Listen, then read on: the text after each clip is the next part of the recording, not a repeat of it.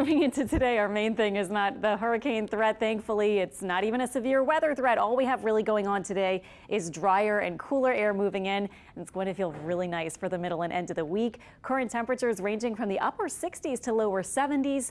Winds are now from the north, and here is our time lapse through the morning and into midday today. Mostly cloudy, but look at that. We see breaks of sun as well, and I'll show you our satellite in a minute. But first, I did just want to point out this tiny smattering of light green. This is really light rain across some of our North Shore spots.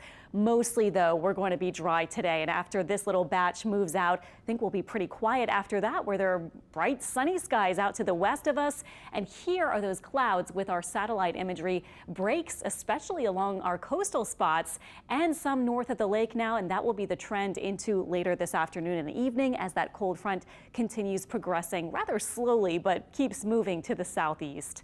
Today, highs will be in the 70s as opposed to way into the 80s like we've been over the past several days. We'll have the clearing skies eventually, maybe a stray shower, but only for the next couple of hours. And then tonight we'll look for lows pretty chilly in the 50s north of the lake and lower 60s south. Our winds will be from the north and we'll have clear skies. So for early on your Wednesday morning, this will be our wake up forecast. You might want to break out sweatshirts and jackets. For a lot of spots, we'll be in the 50s, especially away from the city and north of the lake, maybe even lower 50s. And right on the South Shore, we'll be near 60 or 61.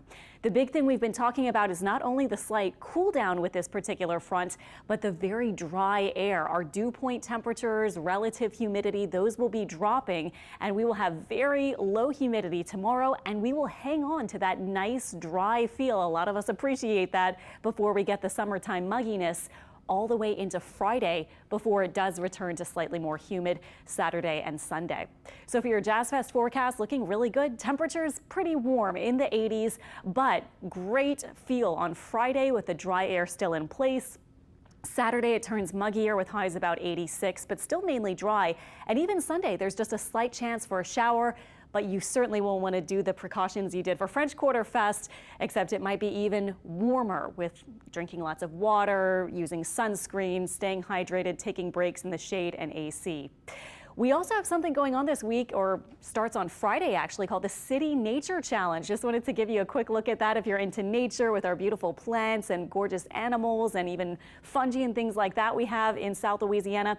What you do is you take pictures of it, you upload it to this app. It's called iNaturalist, and there's a big competition with other U.S. cities. So eventually you identify what you've uploaded, and again, you kind of see which cities have the most and kind of the best identification. And we have so much wildlife here in South Louisiana. Hopefully New Orleans could do pretty good.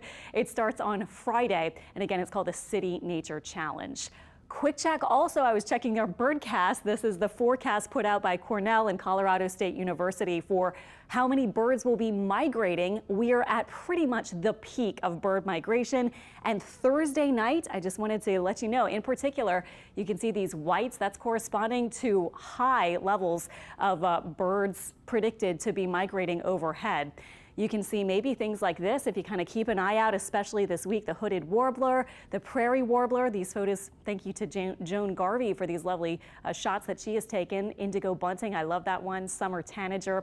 All these potentially could be seen in the next few days. So good luck to you if you do want to see that, and good luck to you if you're heading out to Jazz Fest this weekend or have anything outdoorsy planned this week. Should be really pleasant, as I've said, especially through Friday.